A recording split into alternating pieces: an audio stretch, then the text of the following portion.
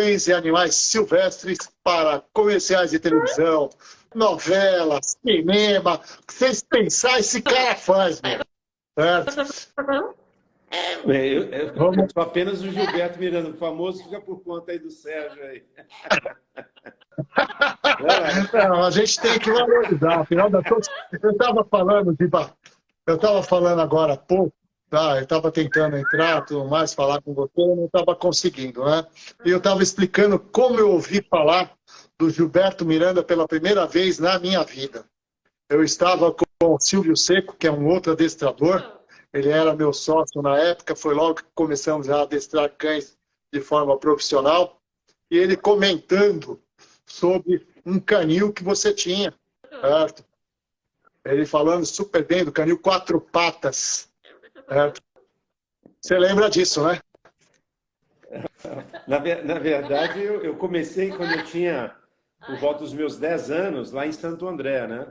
E a gente fez a primeira empresa que nós fizemos, e que a gente tem até hoje, ela chama-se Acãodemia.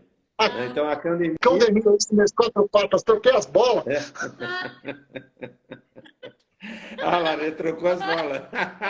Aê!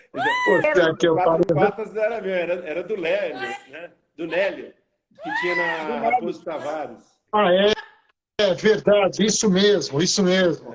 Pô, comi bola. Desculpa aí, Giba, certo? Mas é isso aí, a Acãodemia. E o Silvio falando a respeito e tal. E eu falei assim, meu, um dia a gente chega lá, no nível desse cara.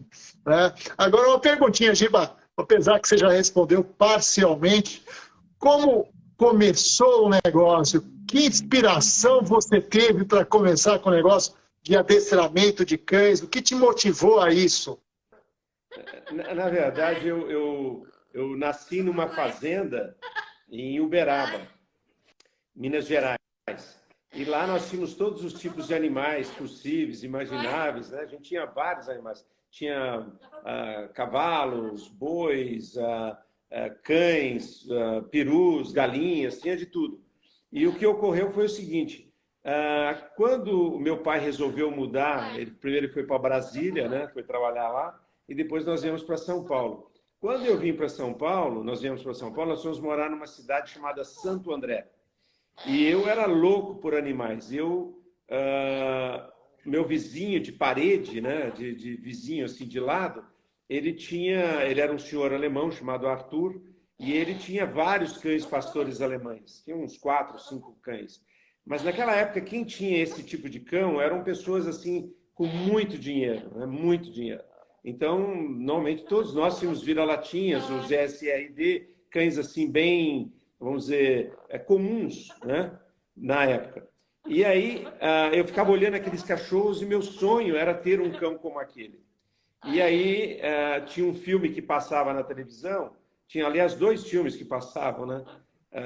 Um chamava Rin Tin Tin, que era com um pastor alemão, e o outro era um filme nacional que fazia muito sucesso, mas muito sucesso. E eu ficava olhando assim, e esse filme chamava, inclusive era feito por uma pessoa que eu sempre achava que ele era meu parente, né, devido ao nome, chamado Carlos Miranda, né?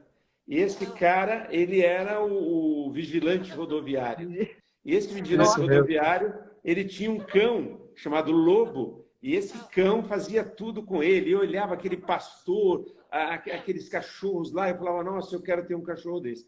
E então, eu fui trabalhar por volta de 8, 9 anos de idade.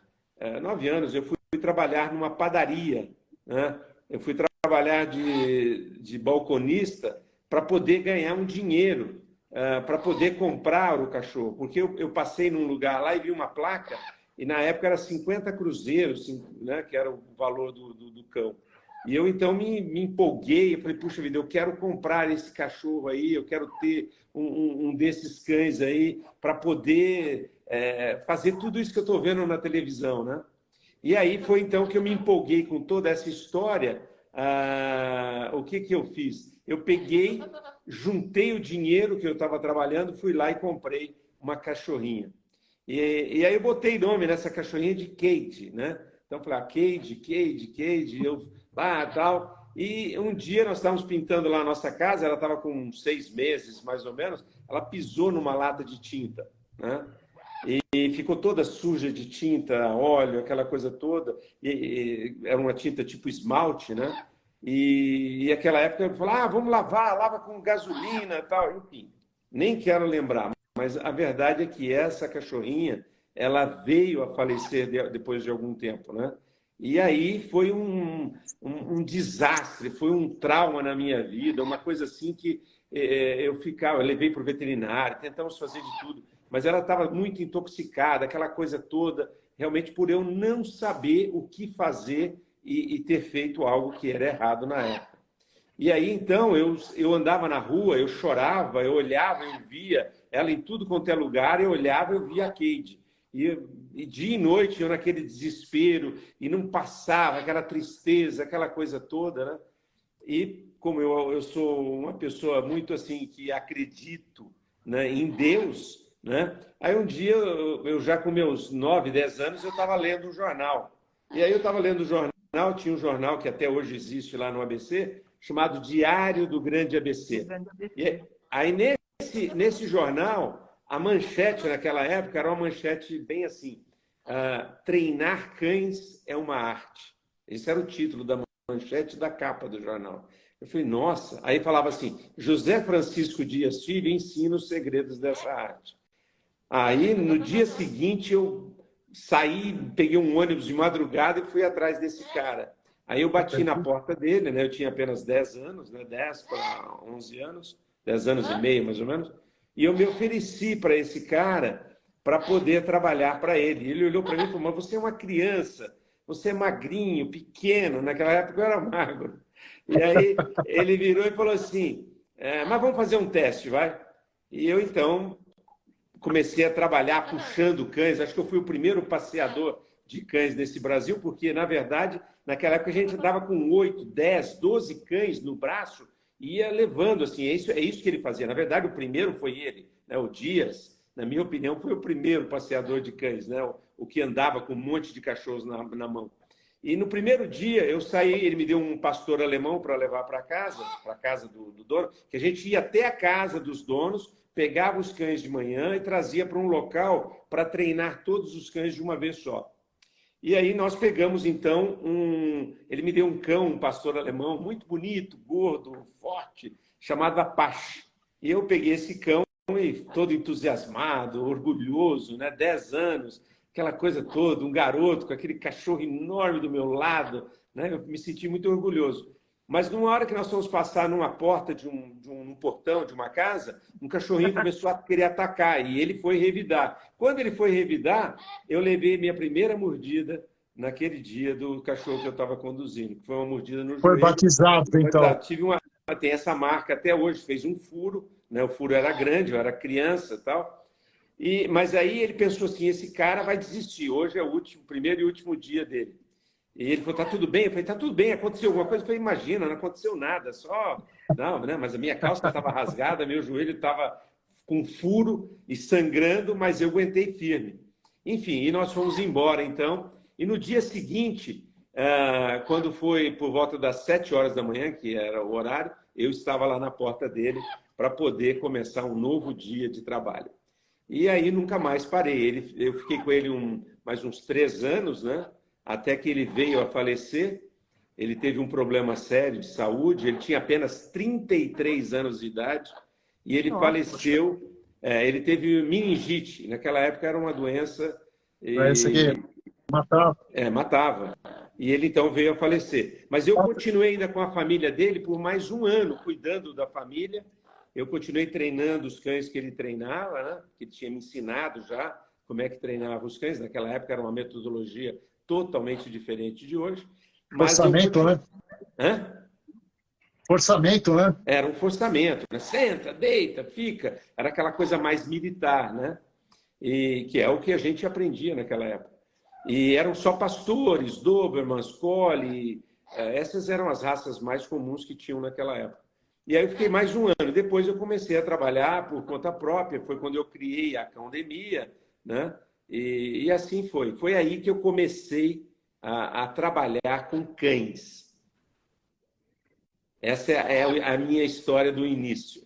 Dos cães cães você passou para o quê, né?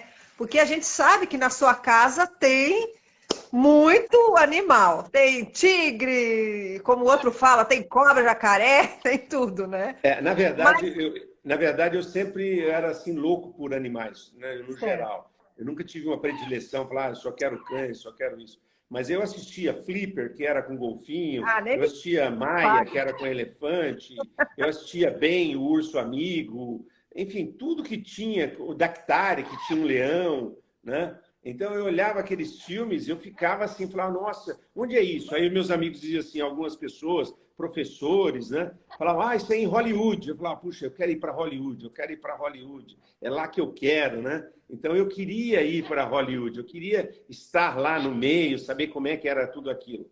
Então eu continuei treinando cães, né, durante boa parte da minha vida, até os 20 e poucos anos, 21, 22, e foi quando eu resolvi ir para os Estados Unidos. Eu fui para a Universal Studios, que era onde tinha assim maior quantidade de treinadores. Tem uma companhia que existe até hoje lá, né?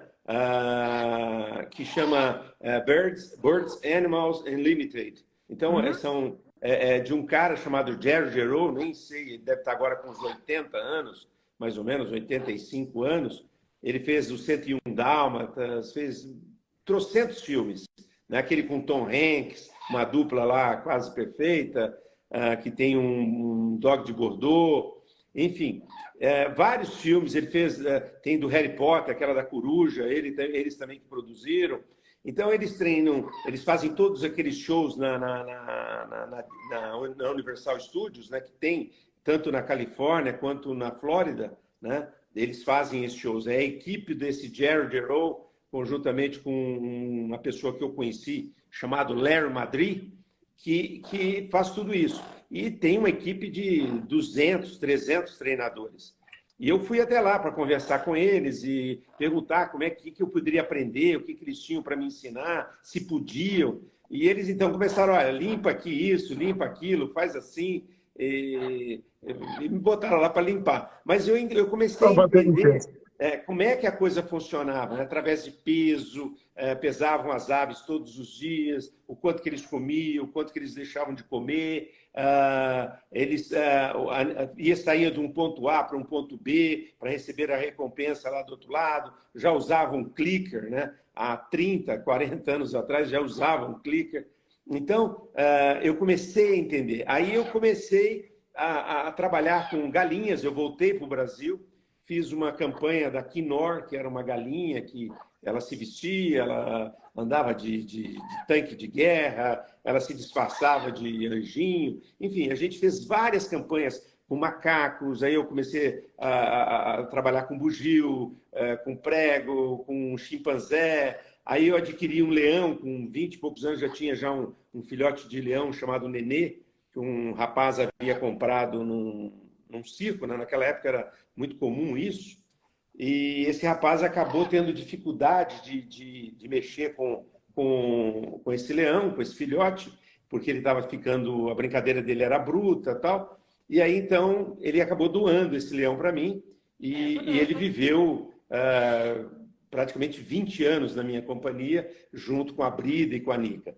Então, eu trabalhei com leão, aí depois o Beto Carreiro acabou me cedendo alguns tigres, eu acabei fazendo comerciais todo da ESSO com tigre, comecei a trabalhar com chimpanzés, com diversos animais de todos os tipos possíveis e imagináveis que você possa imaginar. Então, a gente começou a ser uma referência, vamos dizer assim, aqui no Brasil, para animais diferentes, né?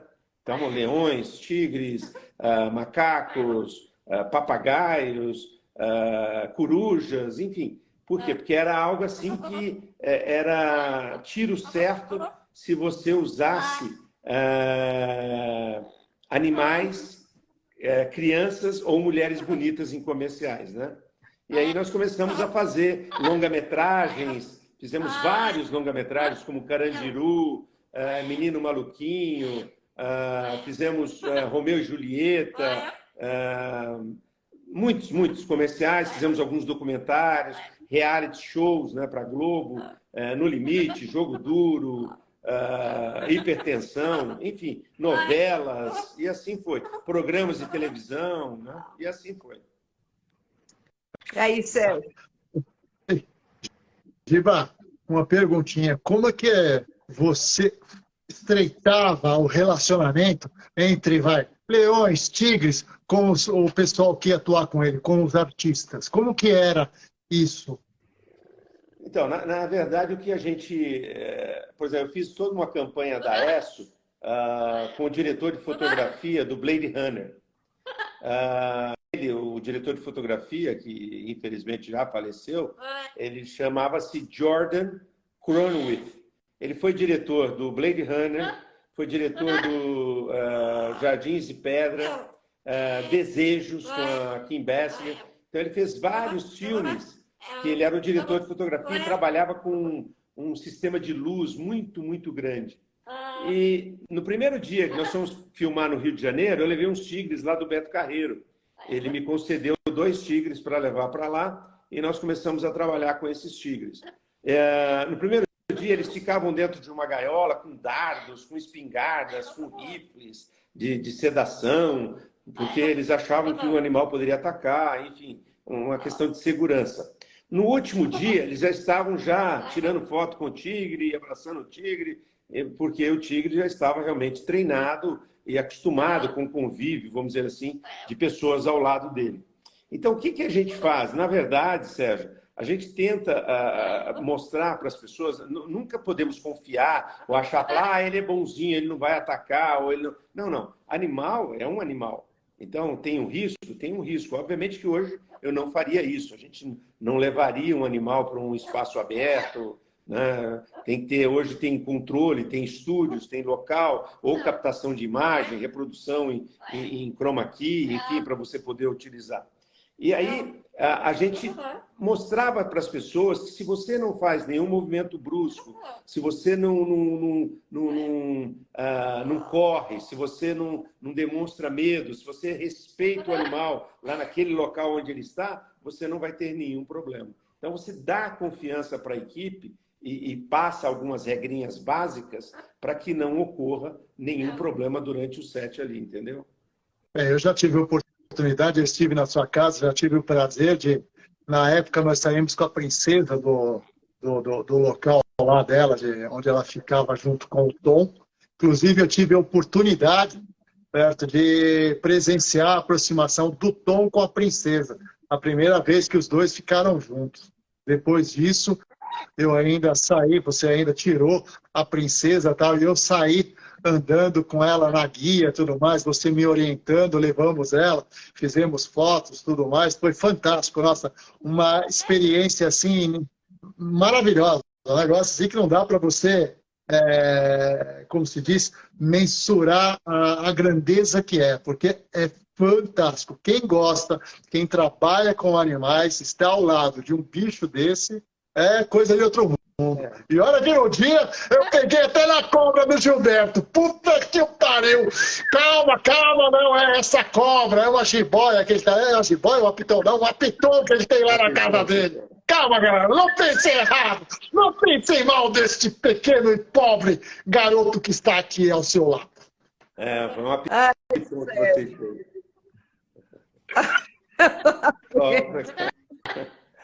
Você sabe que as pessoas, por incrível que pareça, uma das coisas que mais atraem as pessoas são as serpentes, né? Elas têm assim uma fascinação. Os jovens, principalmente de hoje, eles têm uma fascinação enorme por serpentes. Então, uma das grandes atrações, às vezes num determinado local, são os serpentários, né? Inclusive, nós vamos inaugurar daqui a algumas semanas, né? Nós, felizmente, depois de muitos anos, nós fomos autorizados a termos aqui um zoológico em casa, né? Então, aqui agora não é mais um mantenedor, é um zoológico. Então, isso significa que nós vamos poder receber visitas das pessoas, elas poderão vir aqui, receber, olhar os animais e receber um ensinamento, ter educação ambiental, né? Que o nosso foco é educação ambiental. Explicar como os animais funcionam, a importância deles nas nossas vidas, na natureza, no ecossistema, o que isso significa. Então, tudo isso aí vai ser feito. Então, são coisas que nós vamos fazer aqui também um serpentário, né?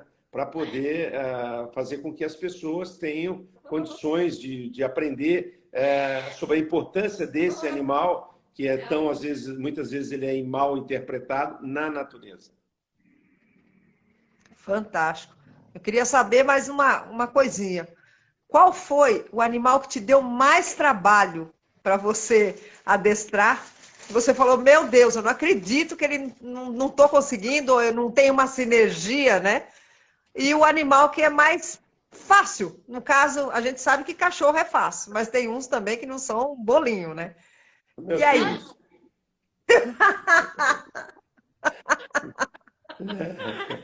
Não, meus filhos são bons garotos, eu não tenho nada que reclamar. Eu Mas, duvido. Vamos lá. Agora, falando sério, teve algum animal que você sentiu dificuldade ou você tomou mais tempo seu? não, olha, ocorre o seguinte, eu acho assim que não existe um animal que é mais difícil ou menos difícil, né? A grande pegada é você conhecer os hábitos, você conhecer o comportamento do animal para você poder utilizar isso. Então, por exemplo, se eu fizer um movimento brusco aqui, eu começar a falar mais alto, a Lara também vai falar mais alto, né? Se eu fizer... Tá vendo? Eu me agito, ela grita. Agora, se eu falo mais...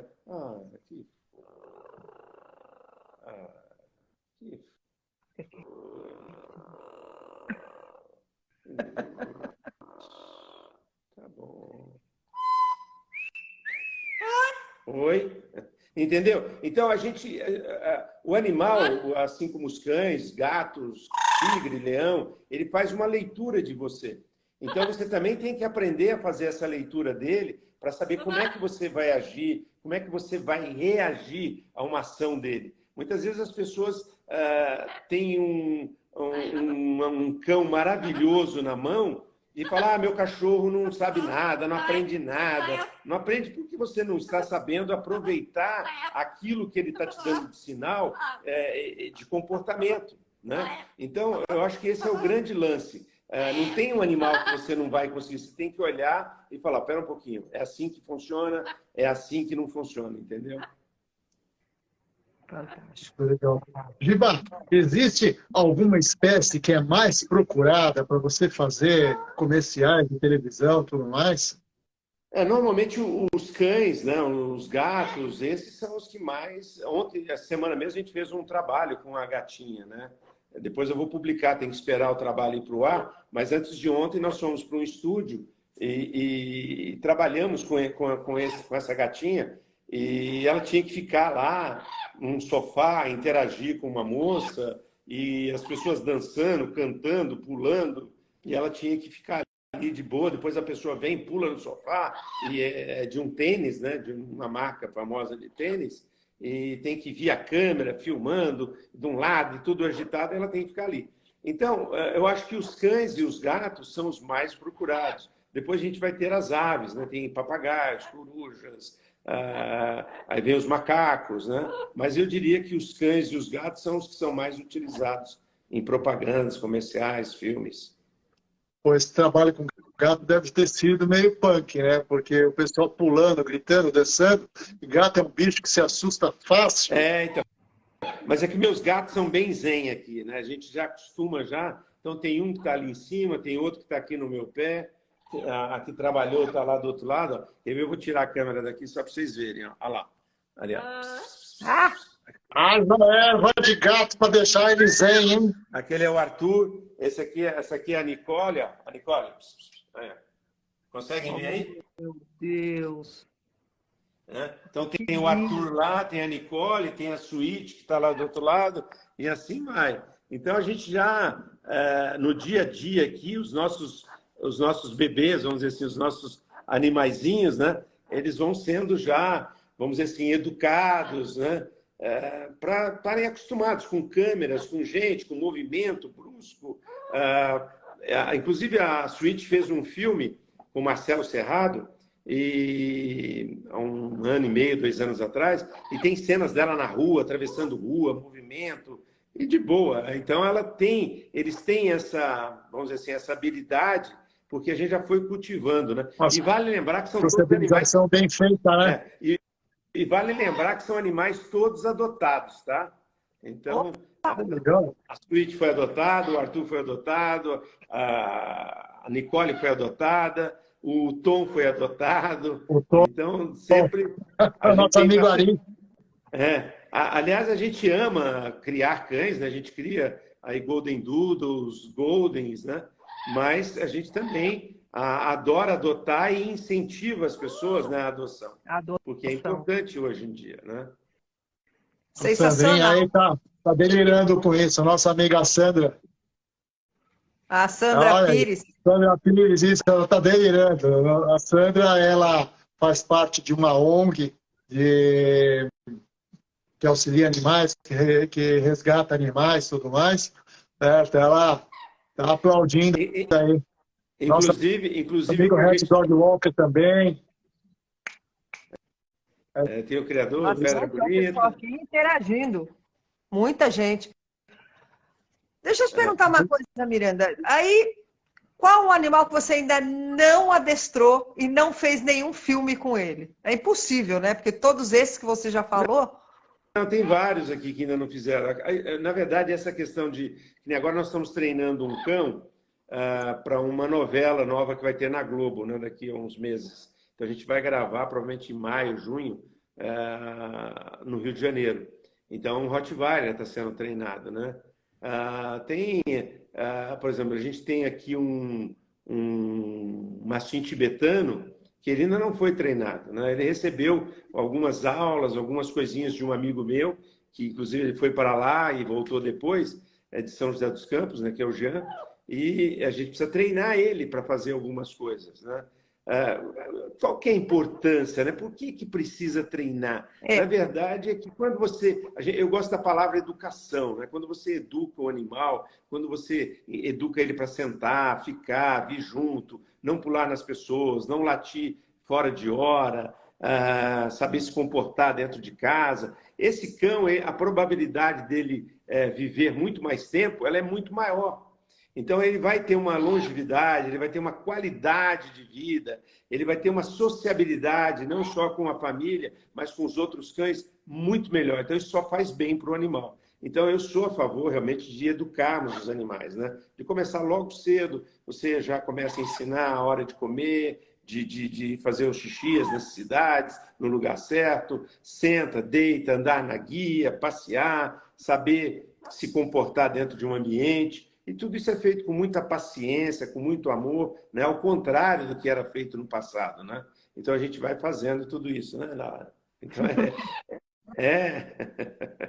E aí, então, Sérgio, tem pergunta? Eu tenho. Tem pergunta assim. Giba, uma curiosidade, acredito eu que muitas pessoas aqui querem saber qual o consumo diário de alimento de um tigre ou de um leão? Em torno de 8 quilos, mais ou menos, de carne, né, dia. Então, isso é o que ele Qualquer come. tipo de carne? Ele come normalmente frango, carne suína, carne bovina, né? Esses são os 3 alimentos principais que eles se alimentam, né? Então, é uma coisa que é muito importante, porque não se acostuma com ração, com macarrão, com massas, ele tem que comer proteína, né? Disso que ele viveria sem carboidrato, né? na natureza. Sem carboidrato. Eu gostaria só de voltar naquela questão lá de adoção, que é o seguinte, eu fiz uma doação teve uma história bem interessante de um rapaz que ele veio através do Zul Foz, lá, que é um amigo meu, né? E ele me ligou, o Edu, né, o Eduardo Foz, me ligou e falou, olha, tem uma senhora que ela tem uma entidade que é voltada para crianças, para jovens com autistas. E ela tem um filho, o filho já tem 20 e tantos anos, mas ele é muito sério, enfim, e ele é autista. E eles queriam dar um cachorro para ele, né? Mas eu falei, vem aqui, vamos dar um cachorro, né?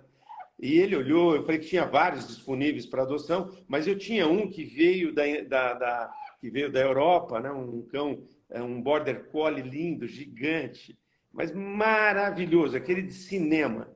E quando o garoto viu aquele cachorro chamado Ursus, foi esse cachorro que ele escolheu. Aí falou, não, esse aí não pode, né? Falaram, esse aí, Gilberto, né? Eu falei para eles que eu tinha trazido esse cachorro. E aí pensei bem, eu falei, quer saber, esse cachorro é seu, né? Nossa, o menino abriu um sorriso, né? Coisa que ele não fazia, ele ficou todo feliz. E, enfim, resumo da história, ele está com ele até hoje, né?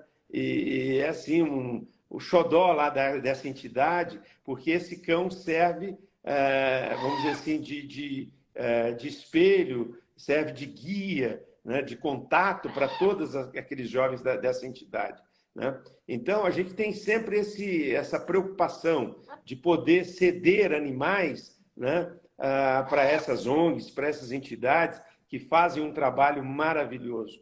Então, eu diria que é importante. Então, se alguma ONG, alguma pessoa que está nos ouvindo precisar de ajuda, né, nesse sentido, né, eu estou disposto. Né? A gente sempre está aqui com um cachorrinho, a gente cria Golden Doodles, né, que é uma raça fantástica, e sempre tem um filhotinho que a gente pode realmente presentear para essas entidades que fazem um trabalho maravilhoso e que necessitam tanto, né, de ter um bichinho desse aí para poder realizar o trabalho e realizar a vida dessas crianças ou desses jovens aí. Parabéns. O Gilberto é uma pessoa... O Gilberto é fantástico. O Gilberto, que ele tem o lado comercial dele, é lógico, mas ele tem um coração do tamanho de um... Sei lá, não cabe dentro do corpo dele. Ele tem um coração muito grande. Eu conheço várias histórias do Gilberto, atitudes como essa que ele teve com o rapaz autista. Eu sempre digo que o que a mão, é que no vídeo aí vai aparecer, né? O que a direita faz, a esquerda não precisa saber, né? Tanto é que eu nem citei, eu só estou falando no sentido de que muitas vezes as pessoas não sabem onde encontrar, o que fazer, né? Obviamente que às vezes as pessoas, preciso de ajuda, preciso de ação, eu preciso daquilo. Eu falo, olha, cada um tem um trabalho, cada um tem a sua cruz para carregar, né? Porque muitas vezes as pessoas querem fazer caridade com o chapéu dos outros. Né? Elas pegam o cachorro, que eu estou ajudando, peguei na rua lá, mas elas querem dispensar em algum lugar para uma outra pessoa poder cuidar. Né? No passado, o meu portão aqui, eu abri o portão, tinha lá caixas com ninhadas, cachorros amarrados no poste, amarrados no portão, entendeu? Então, pessoas querendo fugir da responsabilidade. Né? Então, eu sempre acho que cada um tem que cuidar. E agora, se eu puder ajudar da minha maneira, orientando, cuidando, né, olhando, podem contar comigo sempre. Eu acho que dessa vida a gente não leva nada, viu, Sérgio? Eu acho que a gente tem que compartilhar, né? Essa é a palavra. Então, se a gente puder compartilhar conhecimento, ajuda, que às vezes as pessoas não têm esse conhecimento para cuidar bem de um animal corretamente, né? Então, nós estamos aqui para isso. Muito bom, gostei, gostei. O pessoal está perguntando um pouco do Tom. Como é que ele apareceu na sua vida? Então, na verdade, o que ocorreu foi o seguinte. Eu fiquei trabalhando lá no Faustão muitos e muitos anos. Eu tinha um quadro lá que era todo domingo, chamado Domingo Aventura, né? Domingo Aventura. No qual, porque a gente já tinha trabalhado já no SBT, em vários outros canais, apresentando o programa e alguns quadros. E aí, então, eu fui para apresentar um quadro no Faustão chamado Domingo Aventura. Eu viajava o Brasil, viajávamos para fora e mostrávamos os animais, enfim. E houve uma época em que teve um rapaz que ele estava doando uns leões. Eu fiz a matéria com ele, de uns leões que tinha numa cidadezinha chamada Extrema, em Minas Gerais, e ele queria doar esses leões. E aí o Ari mora até hoje em Maringá, e ele assistiu a matéria e entrou em contato comigo, querendo saber como é que ele poderia fazer para adotar esses leões. E eu fiz a ponte, falei com o rapaz, falei com o Ari e tal, e deu certo. E ele levou os leões para Maringá. Passou um tempo, tinha um outro amigo meu que tinha um circo na época, e ele tinha lá vários tigres que ele precisava doar. E naquela época começou aquela campanha Circo Legal, sem animal e tudo, né? E aí ele não sabia mais o que fazer, porque cada cidade que ele chegava com os animais, ele tinha dificuldade. E aí tinha 9 tigres lá. E ele precisava de destinar esses tigres. E o Ari acabou recebendo esses tigres também em Maringá. E o que aconteceu foi que, com a chegada desses tigres, ele começou a ter lá e começou a procriar, mandou o tigre para um lugar, tigre para outro, e houve uma série de percalços aí, e que não vem ao caso aqui agora, mas que o IBAMA acabou recolhendo os poucos animais que restaram e tiraram, mandaram para um zoológico, mandaram para outro, tal. E como eu conhecia vários dos tigres que o Ari tinha lá com ele já tinha passado, às vezes quando ele ia viajar, ele trazia os tigres, deixava os tigres aqui na minha casa, enfim. Um desses tigres, que era o Tom, né? Ele havia sido mandado de Maringá para o zoológico em Curitiba. E aí, como ele estava no zoológico de Curitiba, ele estava dando, vamos dizer assim, problemas lá, né? Então, ele começou a emagrecer, ele estava agressivo, ele quebrou parte dos caninos, que ele mordia a grade, aí eles puseram outra tela lá para poder tentar contê-lo, e a gente ficou sabendo, o Ari me procurou tudo. Aí eu entrei com um processo junto ao IBAMA solicitando que o Tom pudesse vir para mim. Aleguei que eu conhecia o Tom, que desde pequeno, que eu já havia uma relação entre a gente e que eu estaria disposto a recebê-lo aqui na minha casa, porque havia morrido já o Lion, né? O Lion já havia falecido, e aí então eu me predispus a ir buscar o Tom lá em Curitiba, no zoológico.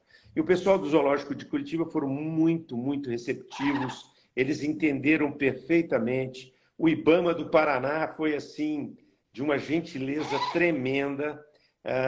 Eles simplesmente disseram, não, nós conhecemos você, sabemos que ele vai ficar bem, que ele vai ter um ambiente maior lá, um recinto maior, que ele vai ter carinho, vai ter boa alimentação. E aí, então, só não sei como é que você vai pegá-lo, porque ele é muito agressivo, ele é isso, ele é aquilo e tal. Aí nós fomos lá, pegamos uma caixa para transporte, ele entrou na caixa, trouxemos ele para casa, e em uma semana ele já estava adaptado, já estava saindo, inclusive, essa foto aí que está aí atrás, já foi feita. Maravilhosa essa foto. Foi feita logo que, pouco tempo depois que ele chegou, né? E hoje o Tom faz parte da nossa família, né? Então a gente passeia, anda com ele. Inclusive, eu estou vendo que a Nath entrou aí agora. A Nath esteve aqui em casa, alimentou ele, as pessoas visitam, acabam tendo esse contato, veem que ele é um doce, né? Ele não é bom, ele é um doce. Então, ele está super bem. Já, esse episódio que eu fui buscar lá, acho que já vai para 9 anos, se não me falha a memória, né? Então, quando eu busquei, ele estava com 8, já está quase com 16 para 17. Então, ele está super bem. Ele tem um probleminha, né, na escápula direita, que ele, numa das brigas lá com os outros tigres, ele rompeu a escápula, né? Então, isso afetou ele bastante. Então, ele manca, de vez em quando a unha não desgasta, a unha começa a entrar dentro da carne, a gente tem que chamar os veterinários, temos que sedá-lo, cortar as unhas, né? É um procedimento que a gente já faz rotineiramente aí nos últimos 10 anos, né? Comigo há uns 8, e provavelmente lá também eles faziam esse procedimento. Então, foi assim que o Tom veio para nós e está aqui até hoje.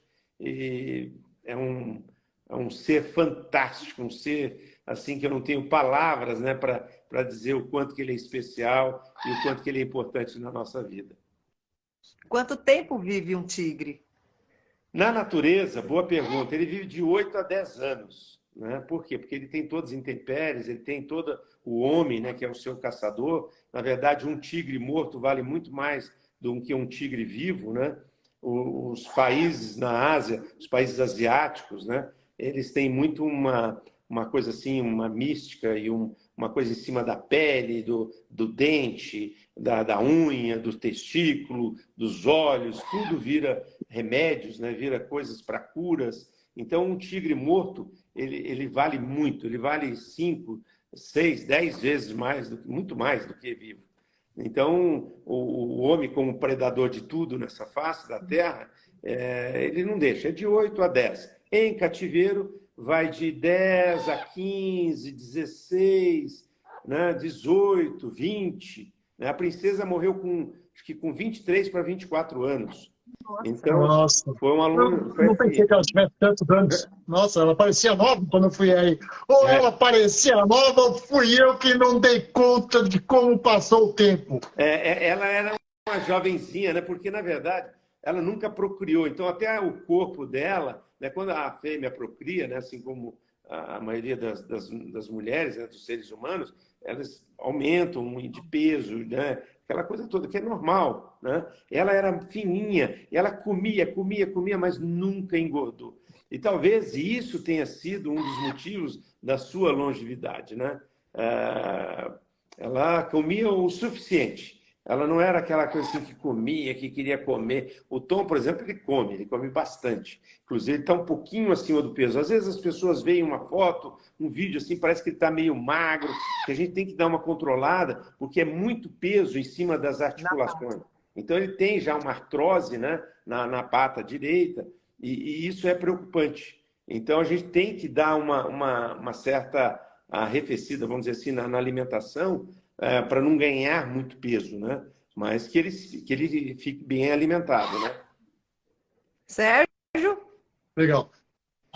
Giba, você já falou que treinou tigres, treinou leões, isso, aquilo, tal. Alguma outra espécie de felino, onça, por exemplo, tá? Você já treinou alguma onça para algum comercial? Já pintou alguma coisa nesse sentido para você fazer? Já.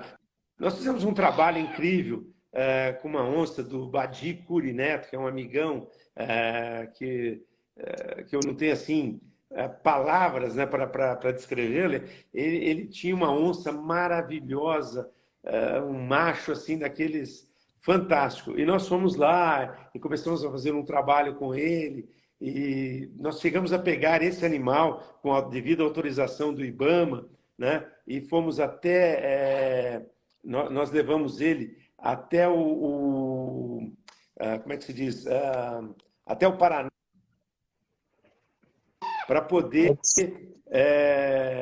fazer um comercial. E ele ficou aqui em casa e ele pulou, ele escalou lá o estúdio e a hora que nós vimos ele estava aqui solto, né?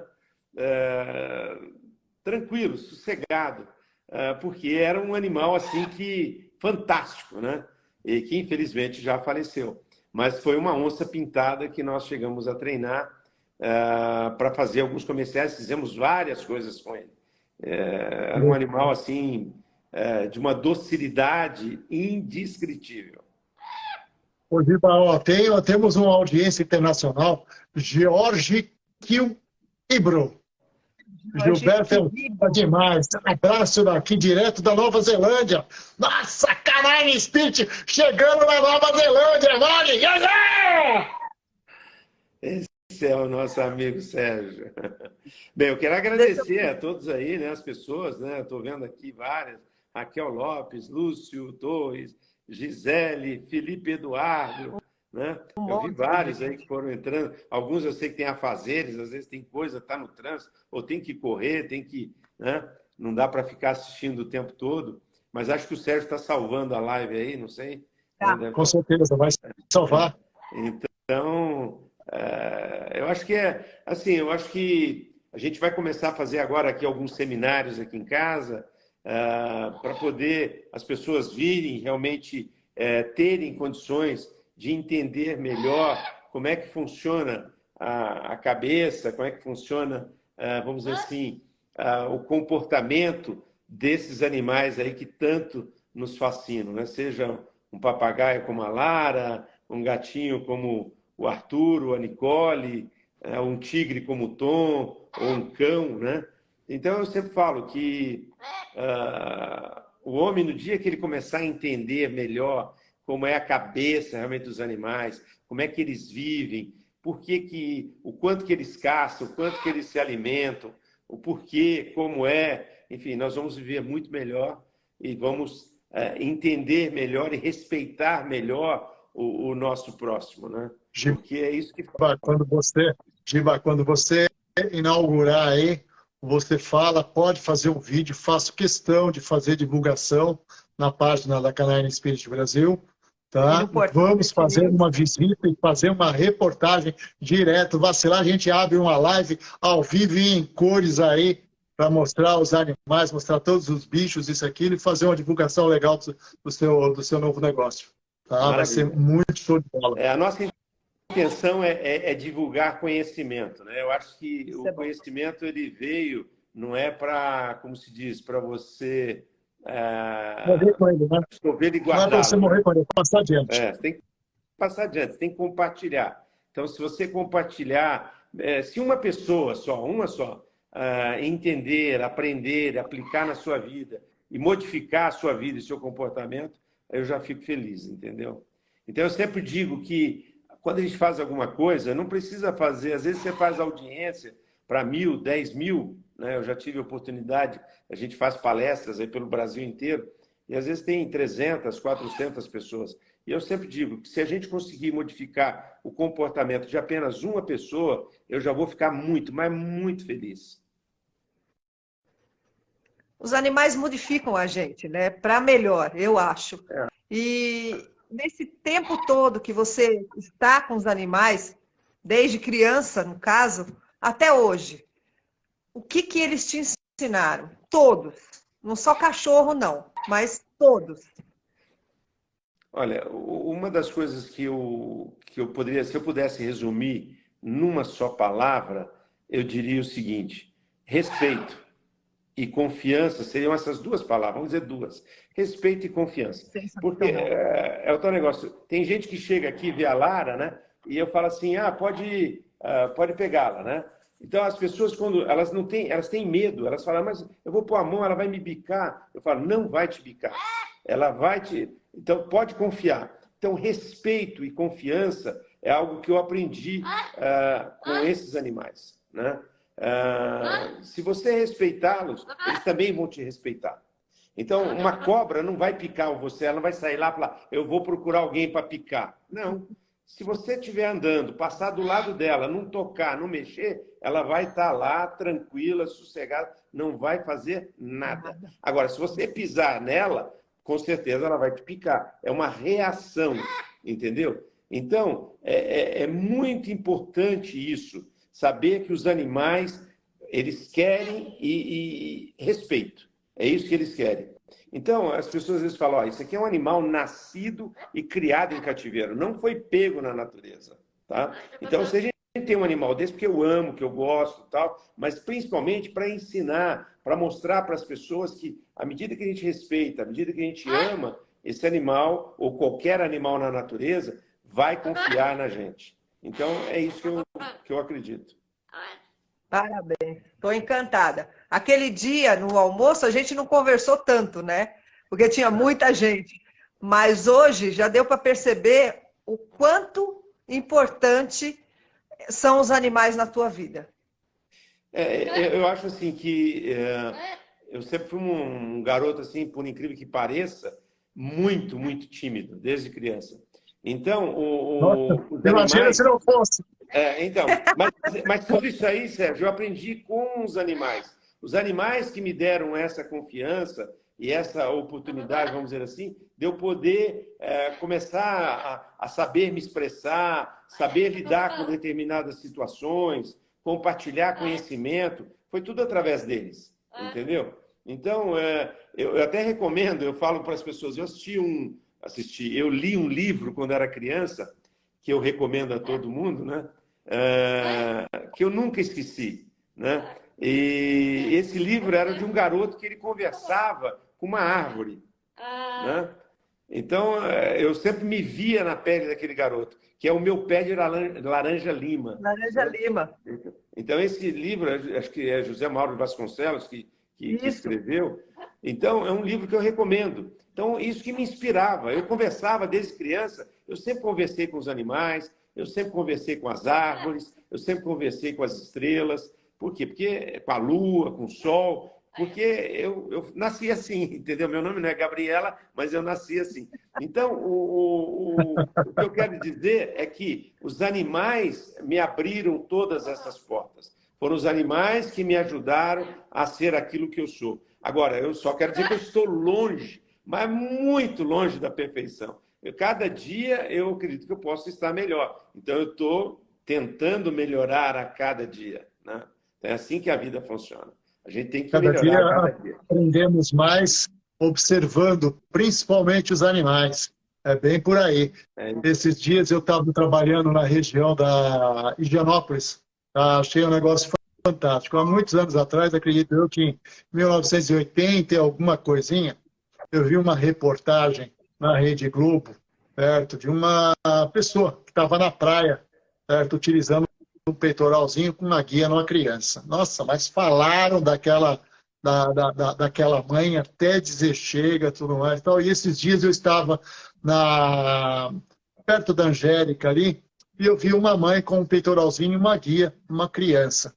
Aí eu passei por ela, estava dando aula para um cachorrinho, eu passei por ela, observei, né? Eu achei fantástico, né? Porque a gente aprende, inclusive, isso com os animais, olhar e observar.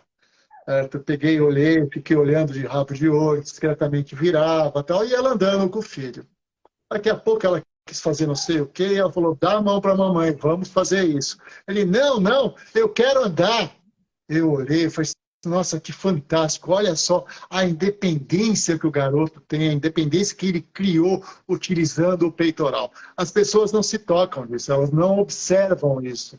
É um negócio fantástico, que nem um equipamento que normalmente é utilizado em um animal, que nem um peitoral de tração que dá um poder, porque o peitoral de tração ele dá poder para o cão. Esse é. mesmo poder Na ele está dando verdade, para aquela criança. na verdade, nós Deixa eu temos. completar. Deixa eu só completar. Esse mesmo poder, essa mesma independência, ele está dando para aquela criança. É uma criança que está criando, ele está rompendo, não está rompendo laços afetivos, mas ele está simplesmente explorando o mundo de uma forma segura. Certo? Eu achei fantástico aquilo. Fala aí, Giba. Se vocês observarem as embalagens da Purina, o símbolo da Purina, é uma bandeira toda quadriculada, toda em branco e vermelho, toda quadriculada. E quando começou, né, desde o início, o proprietário, vamos dizer assim, quem criou a marca, eles tinham, se não me falha a memória, 8 ou 10 filhos, né? Um americano lá. E o que eles faziam? Eles iam para as festas, né? É muito comum festas nesses lugares do interior e nos Estados Unidos, e eles tinham muitas crianças. E na hora de recolher, cadê fulano, cadê ciclano? Então eles botavam uma camiseta toda quadriculada em vermelho e branco e ficava mais fácil de recolher as crianças, entendeu? Foi aí que surgiu, então, o símbolo da Purina, né? Do fabricante de ração Purina. E esse é um ponto. E outro ponto é que nunca houve tantos juízes como nós temos hoje em dia. Hoje em dia todo mundo tem um celular, hoje em dia todo mundo critica, hoje todo mundo sabe tudo sobre sua vida, sobre a vida dos outros, opinam sobre a sua vida. Não, mas Gilberto partiu o cabelo de lado, mas por que ele não parte do meio? Não, ele está usando o relógio na mão direita, por que ele não usa na esquerda? Mas por que não faz isso, por que não faz aquilo? Então, ou seja, as pessoas elas estão assim, muito juízes, né? São todos juízes. E você sabe que nós temos 10 dedos nas mãos, cada um é diferente do outro. Então, eu tenho 5 filhos, eu sei, cada um é diferente do outro. Né? Um é mais atirado, outro é mais tímido. Então, às vezes, tem crianças que são hiperativas e você tem que controlar. Então, eu já vi nos Estados Unidos pessoas usando, não peitoral, mas usavam tipo uma guiazinha com a criança menor, para não cair, para não se afastar, não sair correndo, para tentar dar uma liberdade para a criança. Então, eu acho assim que hoje a gente não pode julgar nada nem ninguém. Então, eu respeito se você quer ser gay, se é lésbica, se é transexual, se é isso, se é homo, não importa qual é a sua opção sexual. Eu acho que todo mundo merece respeito, todo mundo merece atenção, todo mundo merece carinho, todo mundo merece ser respeitado. É isso que eu acredito. Então, às vezes a gente vai julgar uma pessoa, né? E esse julgamento é errado. né? Você lembra daquela escola de base que julgaram um senhor e uma senhora lá japonês, lá na Vila Mariana, que uma criança se queixou que estava sendo abusada. Aí pronto, as emissoras de televisão, todo mundo caiu matando, e eles foram linchados publicamente, morreram na miséria, com 1000 problemas, e aí depois foi provado que era tudo mentira e que eles eram inocentes, né? Então, eu acho que a gente tem que ser mais benevolente. Nós temos que ter mais amor, mais carinho, mais respeito para com o nosso próximo. Então, tem gente que, às vezes, por isso que eu acho que a gente tem que difundir os animais, seu comportamento, porque nós podemos aprender com eles, né?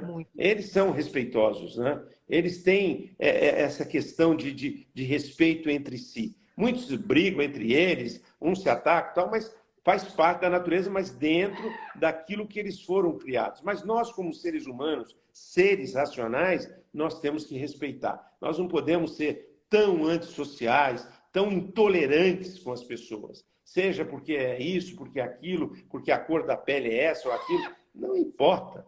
Para mim, se vier aqui um cara descer com um helicóptero no meu quintal, ele vai ser tratado bem. Mas se vier também um cara tocar a campainha, um mendigo, e falar, eu queria olhar os teus bichos, tal, você vai entrar, ele vai entrar e vai ser respeitado do mesmo jeito. Então, eu acho que a gente tem que aprender a ser tolerante, a respeitar o ser humano. Então, não julga, tá com a guia, pôs peitoral na criança, que absurdo. Procura saber. Às vezes é uma criança autista, uma pessoa que tem dificuldade, pode sair se debatendo, batendo na cabeça, fazendo coisa, precisa ter um certo controle. E nem todas as mães, às vezes as mães sofrem, né? Eu sei de mães que têm problemas pós-parto. Enfim, quem sou eu para julgar a atitude de uma outra pessoa? Né? Quem me deu essa condição? Eu não tenho um martelo na mão para ficar batendo e julgando. Então, quando eu vejo situações como essa, se eu não entendo, eu sigo em frente. Quem sou eu para ficar, mas será que está certo, será que está errado, né? Hoje é assim, infelizmente. Fantástico. Olha, a admiração está cada vez maior, viu? Show de bola. Giba é uma pessoa maravilhosa. Eu falei que essa live aqui ia ser demais. Uma das melhores lives que nós já tivemos. Eu acho assim, o tempo é uma coisa muito importante, Ana e Sérgio. Eu acho que a gente tem que pensar que o que eu posso fazer para deixar melhor o dia ou a vida das pessoas, entendeu? Então, a gente tem que usar de honestidade, tem que usar de respeito, a gente tem que ter a confiança. Tem um pensamento que diz assim, que melhor do que ser amado é ser digno de confiança. Às vezes você é amado, mas você não tem a confiança das pessoas. Então, a confiança é tudo, né? Seja na escola, eu coloco meu filho naquela escola porque eu confio nela. Eu chamo o Sérgio para adestrar o meu cachorro porque eu confio nele, entendeu? Eu boto uma pessoa para trabalhar cuidando aqui das finanças, cuidando da minha casa, porque eu confio nela, né? Eu não tenho... Então, a confiança é muito maior, né? Muito mais importante, vamos dizer assim, do que propriamente o amor. Né? Às vezes tem pessoas que estão juntas, mas a mulher não confia no marido, né? Ela fala, mas o que esse cara está fazendo? Não tem a senha do celular, não pode olhar o celular, não pode, e vice-versa, né? Então, por quê? Porque as pessoas hoje elas vivem de uma forma que não tem confiança uns nos outros. Isso está faltando entre nós. Confiança uns aos outros. Sérgio, depois de uma live dessa, fala sério, né? Só falta nós dois irmos lá e fazermos uma matéria lá com ele. Com certeza nós vamos. Pô, vamos agendar, vou ligar para o Giba e tudo mais, vamos marcar esse dia e vamos fazer uma matéria show de bola. Galera, está chegando ao final da nossa live. Eu vou começar hoje com a live do Giba, fazer um merchan dos produtos da Canine Spirit. Explicar o que é cada produto da Canine Spirit. Um por live. Tá? Hoje eu vou falar sobre a guia unificada. A guia unificada é uma guia onde ela tem um colar de poliéster, de fita de poliéster, que não machuca o cão, tá? Ele provoca o desconforto, tá? Apenas, certo? Ela não possui, tá? Um mosquetão, portanto, ela é uma guia leve. Ela é uma guia versátil, ela pode ser utilizada em cães de pequeno porte, grande porte, pode ser utilizado em macacos também. Nosso amigo André Poloni usa muito, tá, em macacos. É uma forma que ele descobriu de pegar e ter um controle maior sobre os macacos. Essa guia é fantástica, ela foi inicialmente criada no Brasil, ela foi desenvolvida por mim. Eu fiz um curso com um americano chamado Dennis Factor. Ele não tinha as duas pernas, metade era um cotovelo e treinava cachorro com colar de poliéster, de fita de poliéster. Vai? Aí eu falei assim, meu, no dia eu achei meio difícil. Eu falei, pô, como que você vai pegar um Rottweiler? De um exemplo que nem o nosso amigo Sheik, de 65 quilos, e treinar ele com uma fitinha. Ele falou assim, meu, isso aqui não arrebenta. Aí ele me explicou, tal, que ele tinha perdido as duas pernas, tudo mais, tal. Eu falei assim, pô, se o cara que não tem as duas pernas e metade de um cotovelo treina, por que eu não vou treinar?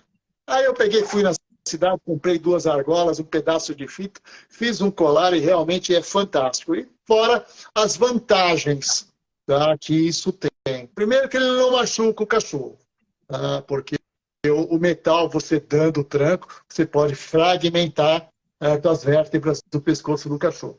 Outra coisa, não faz barulho, tá? Então o cão presta muita atenção em você. Por quê? Porque ele não faz aquele barulho da corrente. Então ele não avisa. Qualquer correçãozinha que você fizer, certo? O cão já... Então ele fica ligado em você. Ele não pesa. Então é muito mais fácil de você pegar e tirar todo o equipamento do cão e trabalhar com ele solto após um determinado tempo de treinamento. Isso aqui é fantástico, galera. Eu vou ficar de pé, vou mostrar para vocês. Tá? Dá licença. A Sandra disse que está aprovado.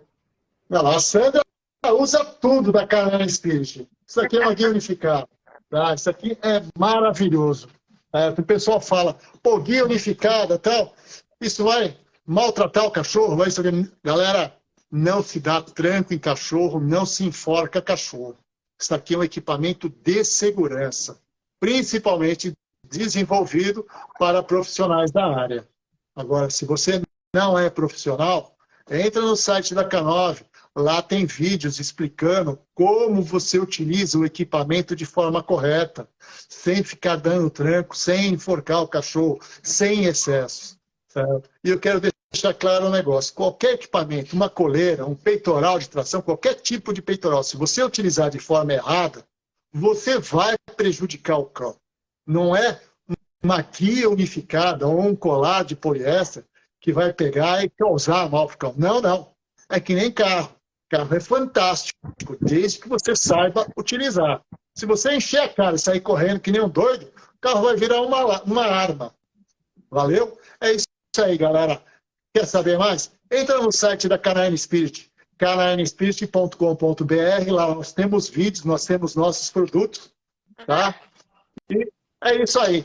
Valeu, galera. Obrigadão. Giba, quero agradecer de coração por essa live maravilhosa que nós tivemos, tá? Já está intimado a receber eu, Aninha e a dona Giane para fazer uma visita, fazermos uma live ou fazermos uma matéria, uma reportagem, alguma coisa do gênero aí. Tá bom? Agradeço de coração. Um beijo nesse seu coração lindo. É muito 10, foi muito bom falar com você. Obrigada. Beijo para todos aí. Foi um prazer. Dá tchau, Prazer é Lara. nosso. Fala tchau. Tchau, Lara. Tchau, Lara. Oi. Tchau, Lara. Dá beijo. Dá beijo. Aí, pronto. Valeu, galera. Agradeço a todos vocês pela audiência, tá, por estarem aqui com a gente.